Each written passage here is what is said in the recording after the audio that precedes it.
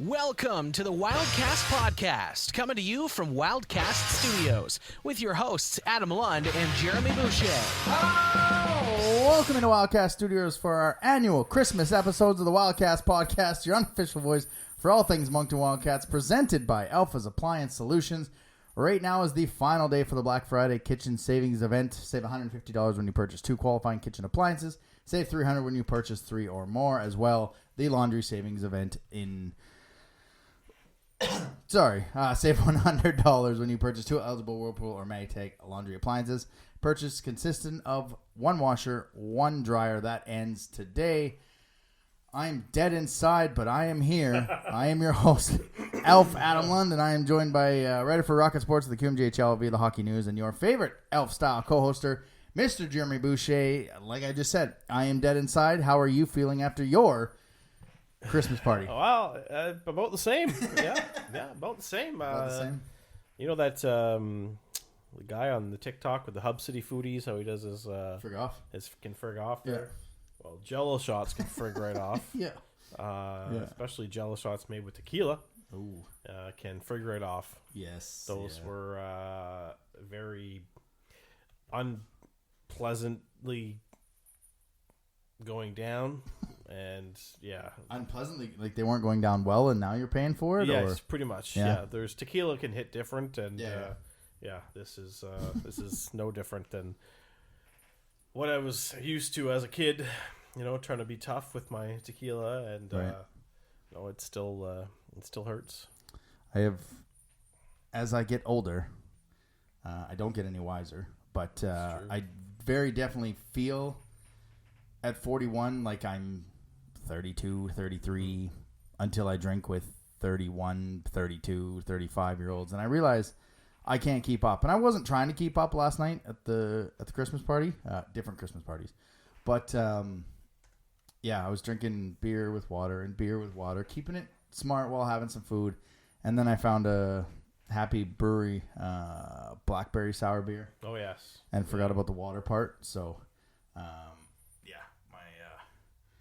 my guts were hurting. It wasn't easy. The wife was like, "Hey, easy on the fluids, pal. The rubber sheets are packed." So, yeah. But it's good to be in the studio.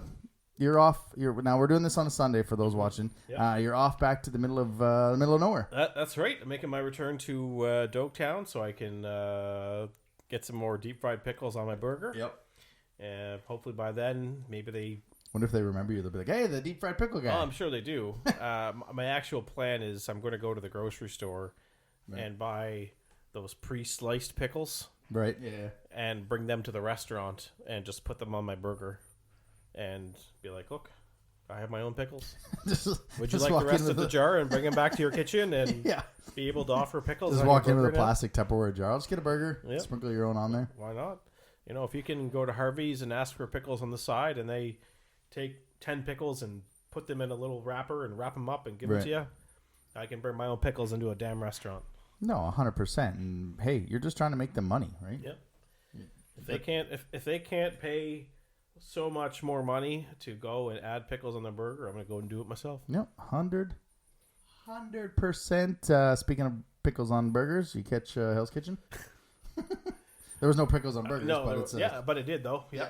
I watched that Friday morning. And you know what? I was kind of surprised that Sandra went home. Yeah. Yeah. I thought she was a little. I guess she kind of kicked herself in the butt. Yeah. Right. So. And I get that you're maybe overthinking it, trying to be honest with them. Well, and that's it. This week I was the weakest chef, and then it backfired on her. Spoiler alert for those who haven't watched it. But you can't go and call yourself the weakest chef because Gordon's just going to go and kick you out. Yeah. So. I actually thought he was going to kick both of them out. That's what it looked like, but no. But good for Iota for going to the blue team.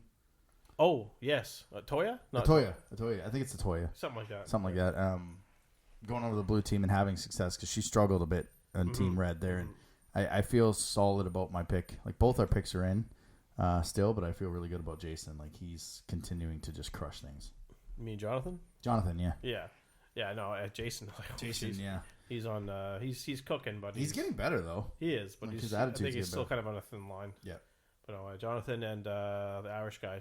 I can't think of his name. That's Robert, I think. Yeah, I'll just call him the Irish guy. Irish guy, yeah. That's the guy I picked. So yeah, both our guys are still in it. You got your house decorated? Ready to go? Oh yeah, we're good. Everything is ready to go. Just waiting for the big guy to make his appearance, and the elf came back on. The elf came back on Friday. Is it a female elf or a male elf? It's I'm pretty sure it's a female. Bubblegum is the name. Bubblegum? Okay. Yeah, so it's got to be. That's why I wasn't sure via the name. So. Yeah, so Bubblegum's the name, and Bubblegum was back on Friday. Nice. And so far, so good. Well, that's good. That means Avery's doing what she's supposed to be. We'll see how long that lasts, as there's still a few days left. Don't forget, as always, you can follow us on social medias.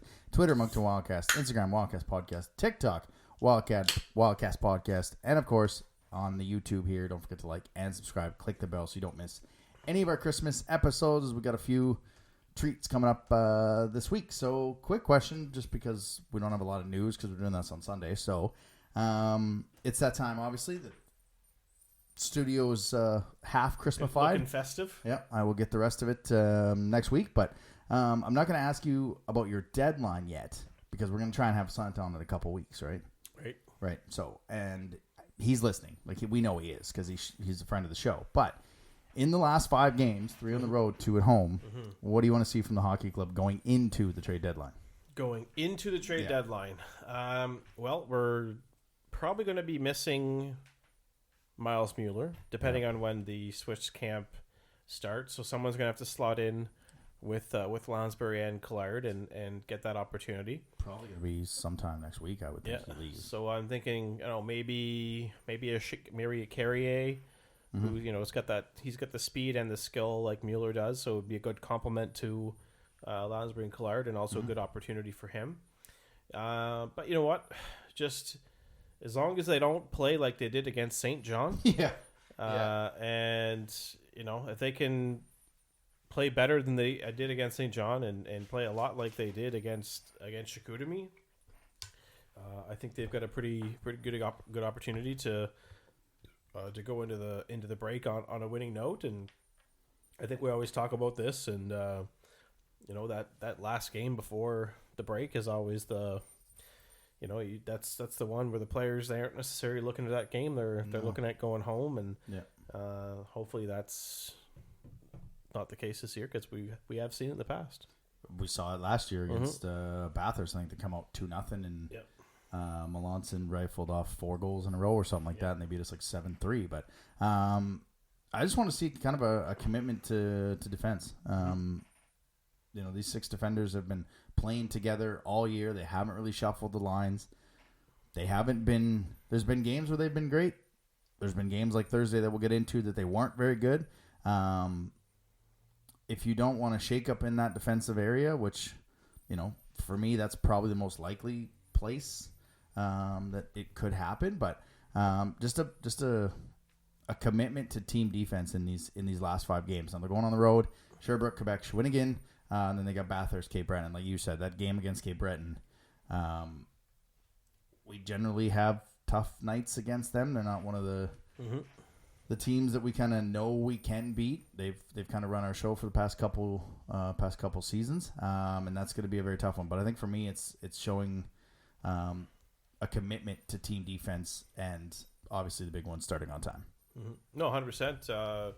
That's, I think we've kind of got the players in the right spots right now to make sure that there is that commitment to defense going into the last 5 games for the break and going into the trade period. But I think after the trade period, I think there's probably going to be an emphasis on adding some more experience. Yeah. So will those same 6 or 7 defensemen on the roster still be around after the break? I'm not sure. I think we'll probably see 1, maybe even 2 moved out to get more little more older.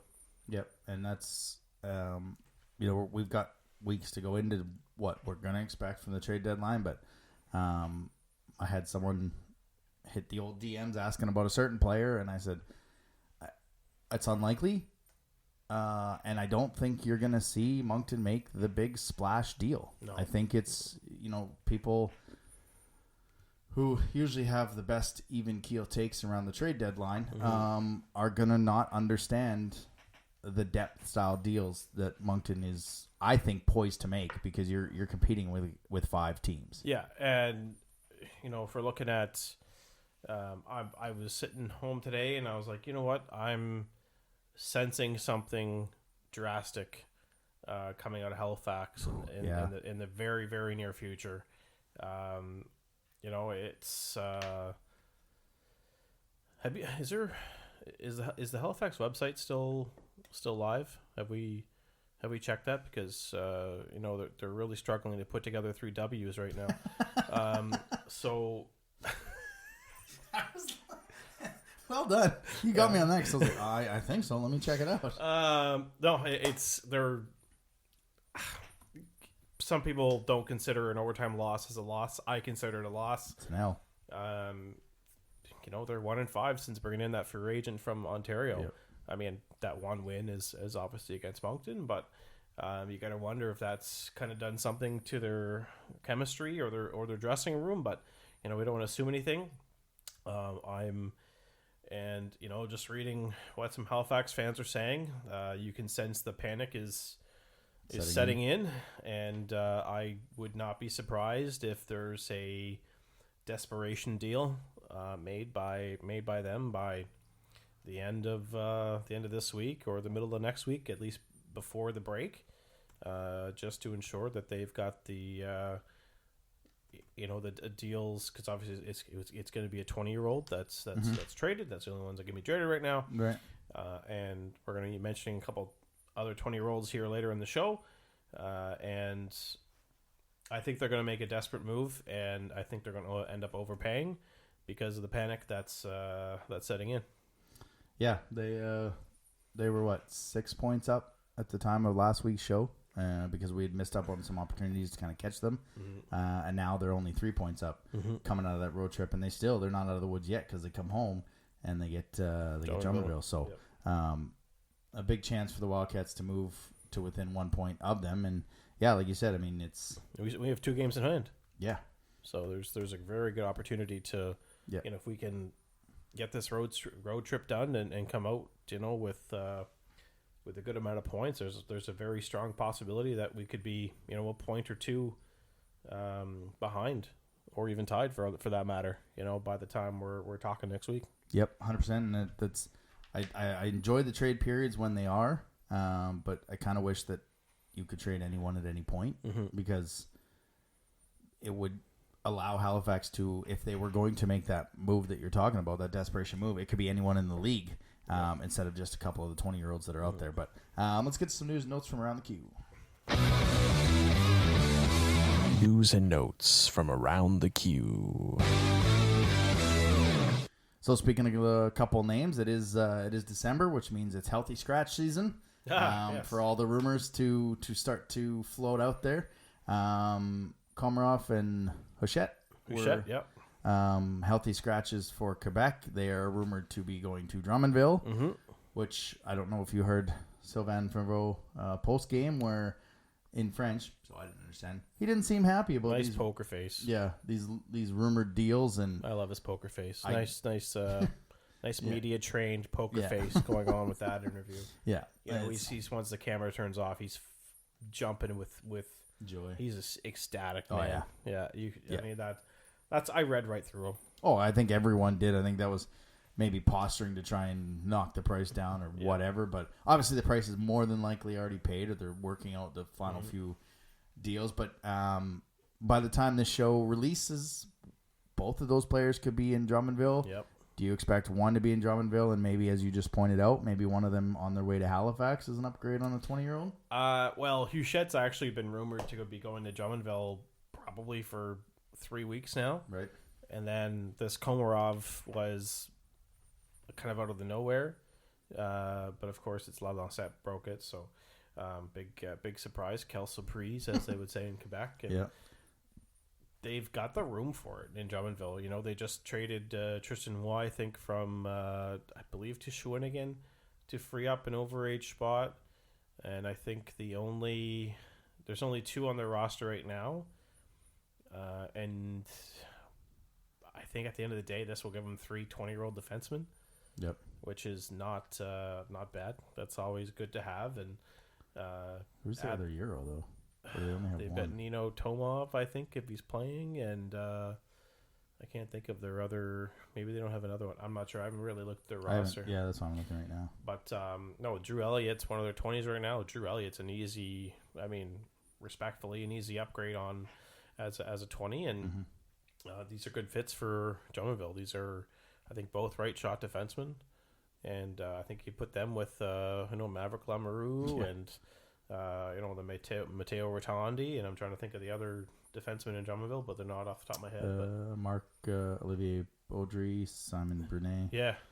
So Nina Tomarov and Peter Repchik. So obviously Tomarov is the upgrade there. So. Yeah.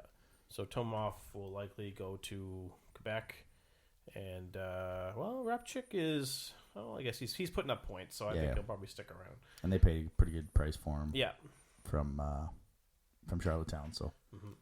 But no, that was quite the bomb, by Longchamp, and it's that was the sound of a tool chest falling down the stairs, type of a bombshell, and God, that's a good scene.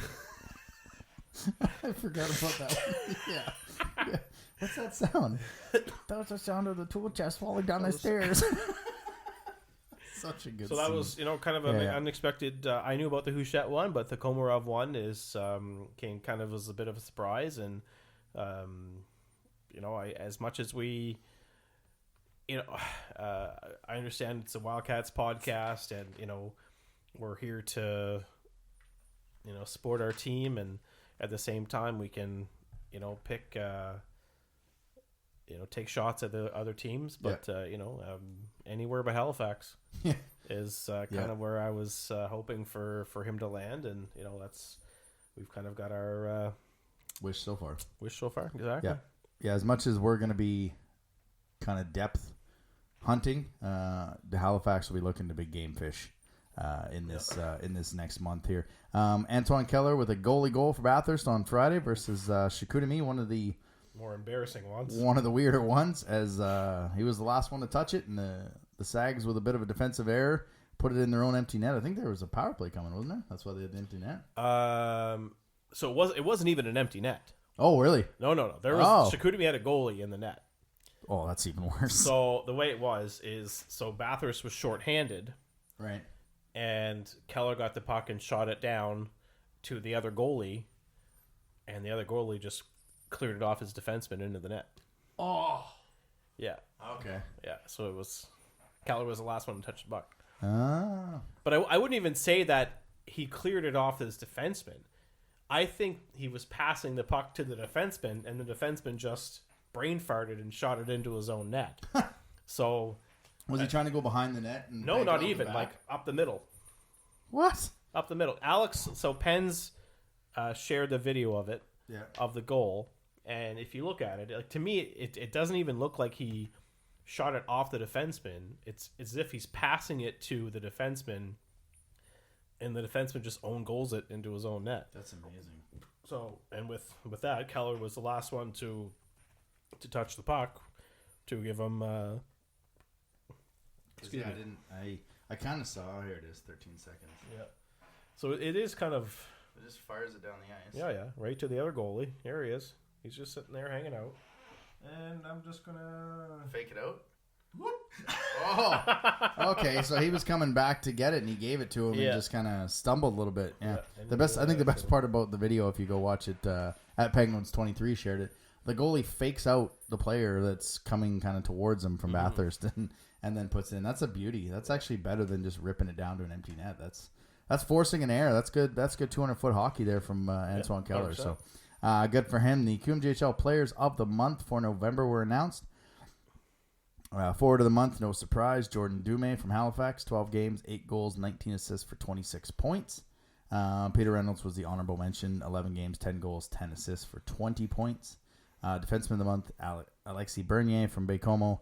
2 goals, 8 assists in 12 games and a plus 19. Anthony Lavoie is probably his D partner, Baie-Comeau. 2 goals, 6 assists, and 8 points in those 12 games. Rookie of the month, Raoul Boyard from Baie-Comeau. 4 goals, 9 assists, and 13 points in those 12 games. Hey, finally not a Baie-Comeau guy. Emile Guité of Chicoutimi, 6 goals, 4 assists for 10 points in those 6 games. And goalie of the month, Nathan Darvaux, 6-1, a 1.85 goals against average, 940 save percentage with 2 shutouts. And honorable mention, Cape Breton Eagles, Jacob Malata, 3-3, a 1.93 goals against average, 931 save percentage, and 1 shutout. And obviously doing this on Sunday, we don't have the players of the month or the players of the week or the team of the week. We'll see if Collard gets on there with a goal and 4 assists in the Saturday game. But here's hoping he does. Loshing might be on there, although he had 4 goals in he only had 2 he didn't score against St. John. So yeah, so that's the news. Let's get into the weekly rewind.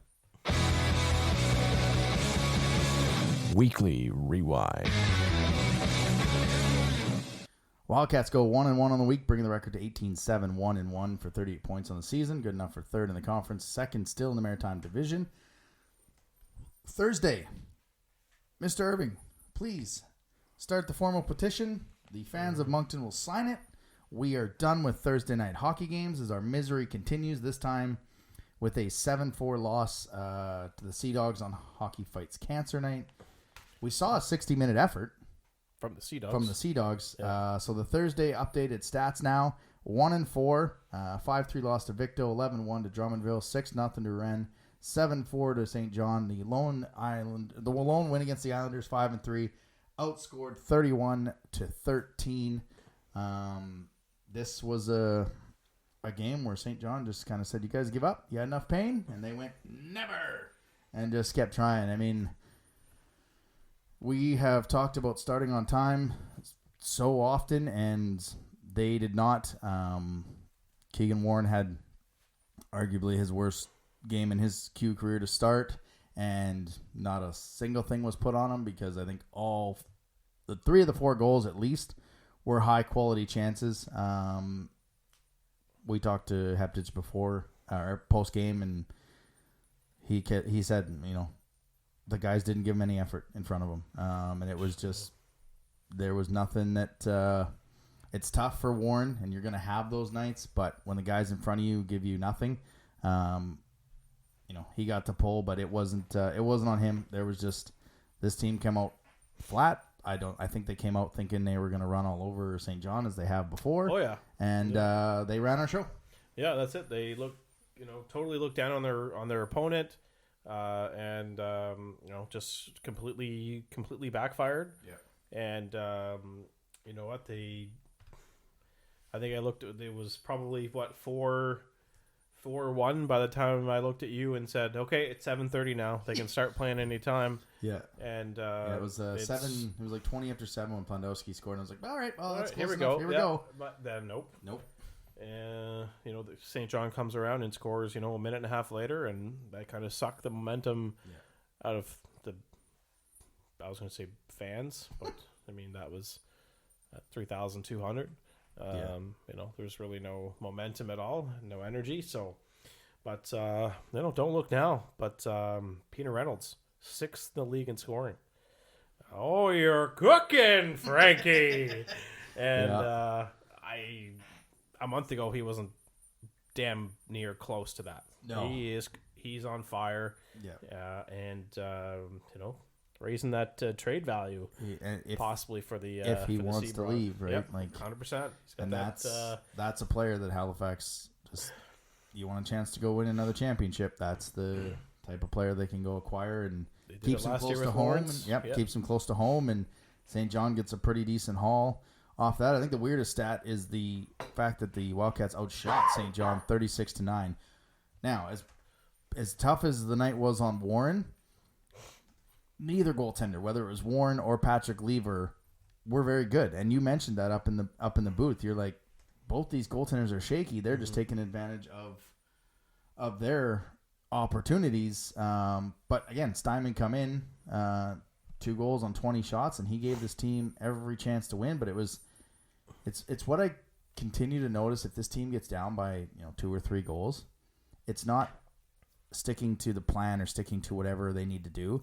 It's I'm going to take the puck and I'm going to walk around everyone, and I'm going to get the team on. I'm going to put the team on my back, get the goal, and then it gets. It's not a team thing. Once they get down by 2 or 3, it turns into a lot of individual efforts, which then you get even more trouble. Mm-hmm.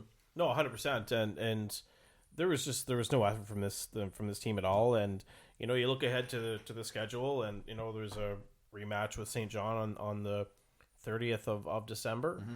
And, I think going to that game, the message is simple. Hold on, P-Brain.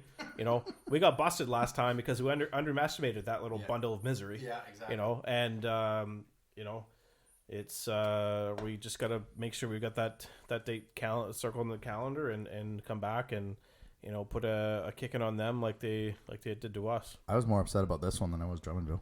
Oh, same. Like this I left more losing upset. to Drummondville is not bad. Yeah.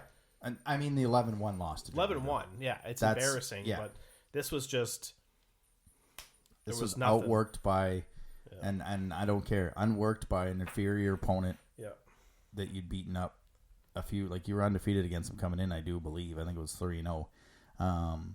But you kind of said it. Yeah, 3-0 on the season. You had said it. I mean, at some point you got to start playing Warren against somebody other than St. John. Because I mean, they didn't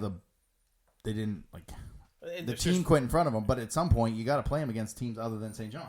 They got a book. There's a book now, right? And I mean it. Like it's when I checked in, I looked at the scout list. There were some NHL scouts in that building. Yeah, maybe they were here to look at Keegan Warren, and it's.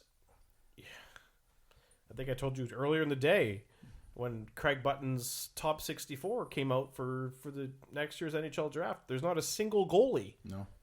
Not just CHL goalie, any goalie in the top 64. So you need to find 4 goalies in the entire CHL to play in this top prospects game. And we want to be represented. Yeah. And at this rate, he's maybe only our best option right now. And so this isn't against him. This is against the team. You want to be able to make this kid look good. Yeah. He's making saves to bail you out, but he can't do it all himself. So the team needs to be there to support him and support Steinman on every night, because it doesn't matter who you're playing. Case in point, you can be beaten by any team in this league. Yeah. Look what happened in Val-d'Or on Saturday night or Friday night, excuse me. Yeah. Where the Mooseheads got walked all over by the Forer, who are last overall in the league. Yeah. If you don't show up, you're going to get your ass kicked. Yeah. And this is a prime example.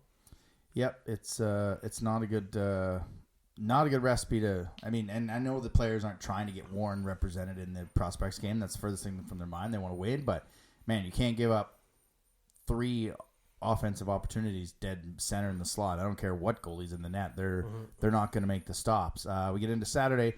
They end the homestand with a resounding bounce back W over Chicoutimi 8-2, with our top six putting on a clinic. 9 points from the MCL line, 6 points from the top line, and Loshing, Denway, and Mercier.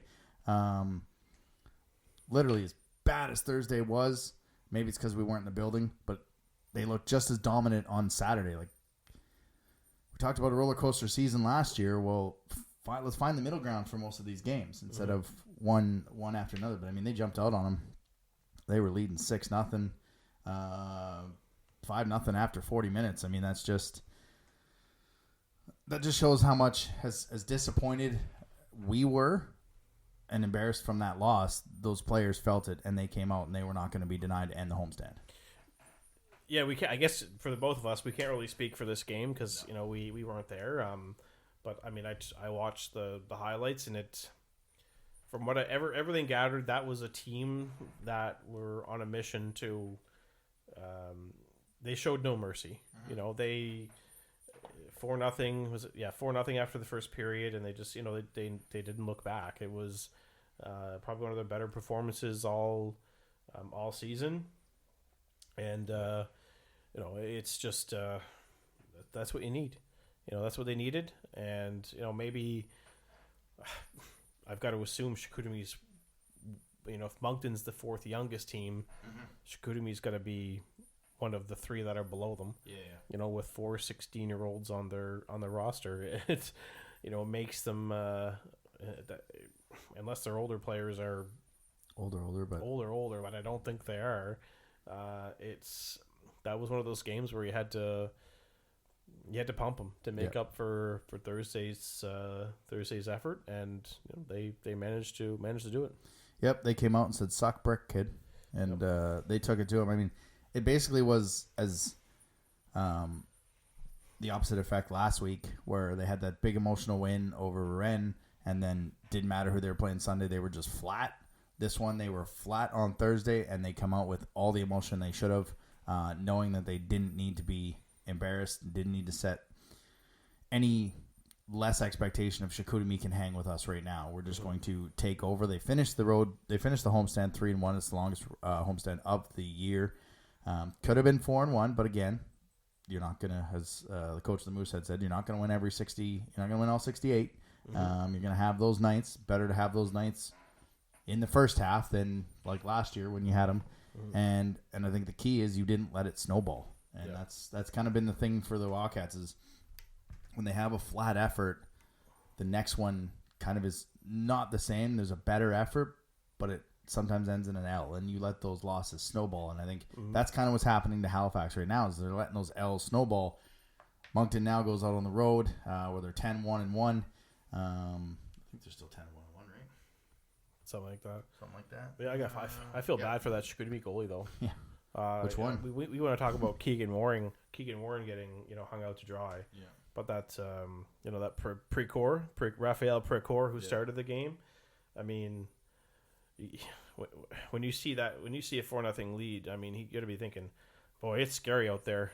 And his Wildcats players are just skating by. Ain't much better in here, kid. Yep. It's poor kid. But no, he I was surprised how many games he started on that road trip. They had a 4-game road trip, right? Yep. And he started 4 of them, I think, or no, 3 of them, 3 of the 4, I think. Yeah. Mathers Fernandez had to come in and. Is that the 20-year-old Mathers Fernandez from Val-d'Or? He's not that old. No, that's not that. Oh no, that is the Mathers Fernandez. I thought he was 20 for some reason. No, he's young. He's 18. Who was their 20-year-old last year? Blackburn. I'm getting those two mixed up. No, not Blackburn. Yeah, Blackburn. No. I mean, we don't have to figure it out. I thought I wasn't sure if that was the Fernandez from Val-d'Or, which it was. But yeah, they're 10-1-1 on the road trip. So now you get what do we get? Quebec or Sherbrooke. See them for the first time. Quebec, and then you get a Shawinigan game, 3-3. As Richie said, after the one at home, not good enough. Bit of a revenge game in this one because you were embarrassed at home, and that's going to be the toughest game of the road trip.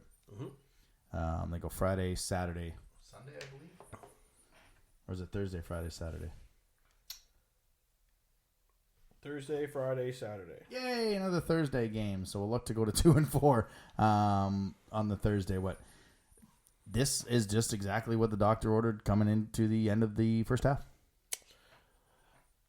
I mean, yeah. If you look at the games we have on this road trip, but on paper it looks good. But you know what? I think you're the one last week that mentioned we could possibly win out to close the first half of the season. I did. I said on paper it looks like we could win out.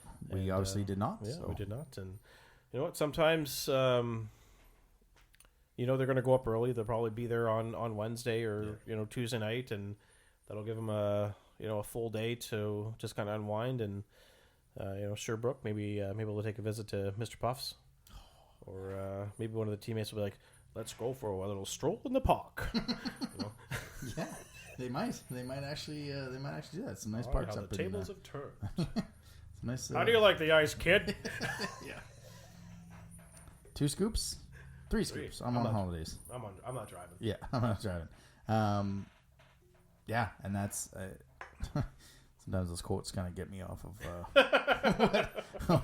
what I want to talk about. But it's not only a case of you have a chance to catch Halifax now, but you're trying to keep pace with Baie-Comeau, and that's kind of what it felt like last year when they're trying to keep pace with Halifax. Ooh. I mean, Baie-Comeau's 25-3, 52 points. Like they are running away with this. I think catching Baie-Comeau is unrealistic at this point. Yeah. I don't know. I want to stay close to them because we play them twice in the second half, and that's. I mean, you look at the way the season ends right now, and I talked to you about this before we hit the record button. The expectation coming into this season was third round, while your opponent in the second round is either going to be Baie-Comeau or Halifax, depending if you finish third or fourth. That is going to be a tough second round. And right now they've got Cape Breton as a first round opponent. So not doing themselves any favors. And again, you're not gonna be big game hunting as Halifax, and I don't even know what Baie-Comeau's gonna do. Like they kind of seem like they're a year earlier than I would. You know what? I think it's the Malofsky effect at this point because of this. Like, I don't think he's back next year, right? And so I think they go for it. You know, if they're this good, and they're first in the country, I think so. Yeah. Why would they not decide to do it? You know, they don't need much. Yeah, they're 9-0 in the last. They're 9-1 in the last 10. They're on a 9-game winning streak. They're undefeated at home so far this year. 13-3 on the road. I believe they have the most goals scored, 137. The next closest is Moncton at 117. So they've got 20 more goals, and that's with the team they got. But at some point, you also wonder, do you even mess with the success you have right now in that locker room? Like Halifax brought in a guy, kind of messed with it. We sent out a guy last year, messed with our locker room a little bit. The GM there in Baie-Comeau, he's got to decide, am I pushing my chips all in and maybe messing this locker room up? Because you're rewarding the players that are out to a 25-3 record. Or, hey, we're 25-3. We can hang with most of these teams. Let's just stay status quo and go. Well, that's it. Like I said earlier, I'm almost positive that Halifax will make a move this week. And, you know, that's going to be Cam Russell's message to Baie-Comeau and just being – beat that, you little trout sniffer.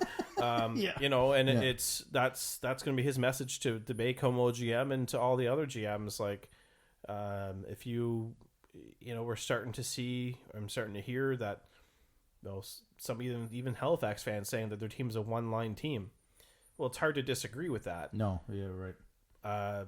Their own, you know, Tipper LeBlanc, when Halifax was in town last weekend, he was on the radio with Marty Kingston, and he said, We need two forwards, you know, to be serious contenders. And I think one of those two forwards will be in Halifax by the end of next week. You know, I think we'll see them make a move, and then we'll see what the other teams, the other 4 or 5 teams do by January 6th, because it's going to be interesting. A lot of obviously with my writing, you know, I've talked to 3 GMs so far, and they're all saying the same thing. It's an expensive market out there, and the team that's willing to pay the most will be the team that wins the trade period. And the biggest worry if you're Baie-Comeau and you stay status quo is you can never have enough depth. You can never have enough defensemen, and you're one injury away from being in trouble. So you want to try and plan for that as much as the best you can to kind of, you know, anything can happen. But if all the other teams around you are making moves to get that much better, you kind of almost have to. And while you were talking, I was just trying to see who their backup goalie was, because I thought that could be a position, because you don't want to play. I think Charlot's played the most minutes of any goaltender in the league, I do believe. Yeah, 1383 so far. Like he's about 100 minutes more than Gravel and Matthias Rousseau. So he's played 23 games, the most games as well, and the most minutes. So, you know, yeah, it's good to jump out to a good lead, but at some point you're going to want to rest him coming down the pipe, because you don't want him playing a lot of games and then into tough games in the playoffs. It'd be good to have the guy from the Draftcast on to see how his stats are again last year, because I think he was like 21-4 when he let in 3, and 3-14 when he let in 3 or more. So it'd be interesting to see what his stats are there. But I think that's maybe a spot you do, because you want to give him time. Your backup goalie is 7-0 too, which, I mean, when your team's 25-3, your backup goalie is going to get you some points. But it's an interesting situation with all three teams in the Western Conference, or in the Eastern Conference, because Halifax has to make some moves because their fans are getting antsy. Mm-hmm. Moncton fans will be antsy, and there's a lot of questions going on, but it's more a depth thing. And Bacomo's got to kind of... Well, around this period, everyone kind of asks what we're going to do because they're winning, right? Like, because they have a top record. I mean, like I said, I watched that Friday night game, Val-d'Or against Halifax, just because I had nothing else to do. Yeah. And, there was a player on Val-d'Or that caught my eye. And, it's a guy. And anybody listening to that will look at the Val-d'Or roster and immediately know who I'm talking about by just saying it's a guy. And he kind of fits into the age. Mm-hmm. He's same age as Moran, so he's 18, and would immediately make us a more experienced forward group.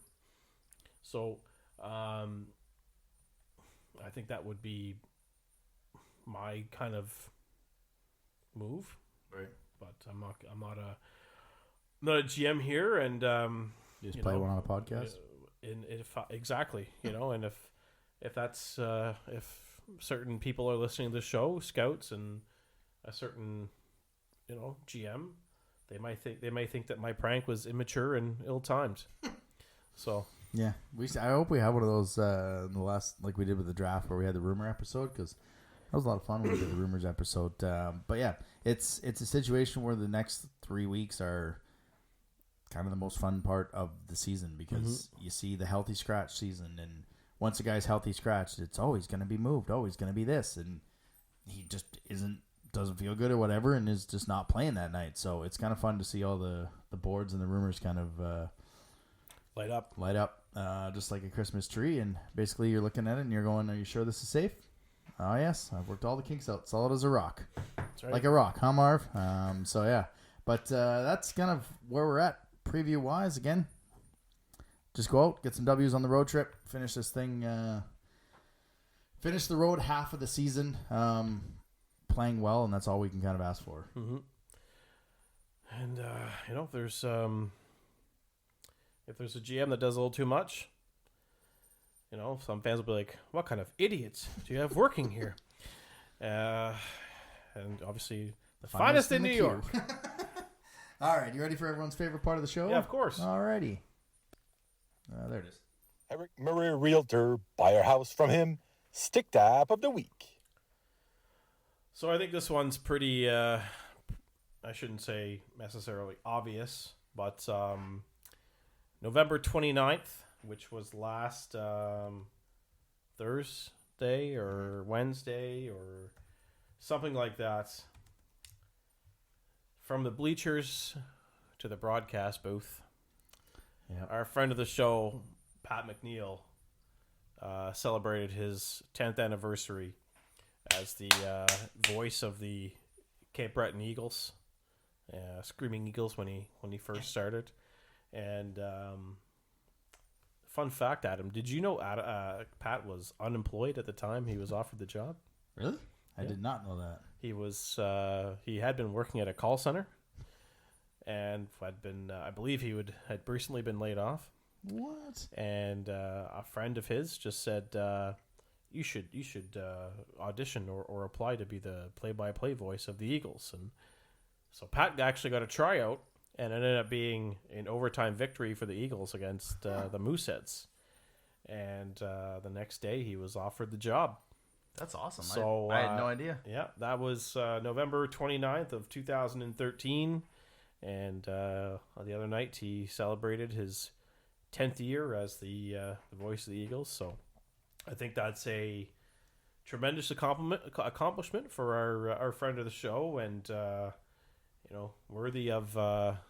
definitely worthy of the Stick Tap of the Week. And we're very, very proud of you, Pat, and we're excited to see you here in a couple of weeks, and we're looking forward to seeing just how far you can get this talent of yours, and maybe move on to the next level if that opportunity comes around.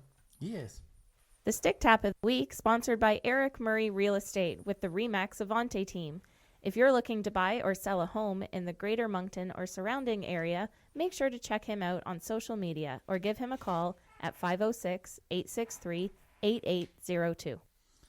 And that brings us now to the Wildcast Wildcat of the Week, presented by Rosemary Lynn Massage and Spa. Right now, all of December, when you book a pedicure, you get your manicure for $25. That is the December special. Don't forget they have a loyalty card. Book 9 spa services. You get one for free if you want to take advantage of the pedicure manicure deal.